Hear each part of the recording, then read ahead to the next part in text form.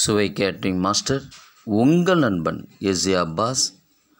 நாம் செய்யும் வேலையை மிகவும் நேசித்து செய்தால் கண்டிப்பாக நமக்கு வெற்றி நிச்சயம். அனைவருக்கும் இனிய உழைப்பாளர்கள் தினம் நல்வாழ்த்துக்கள். சாத்தான்குளத்தில் புனித நீராட்டு விழாவை முன்னிட்டு சிக்கன் பிரியாணி, முட்டை, பாயாசம் செய்கிறேன், வாங்க பார்க்கலாம்.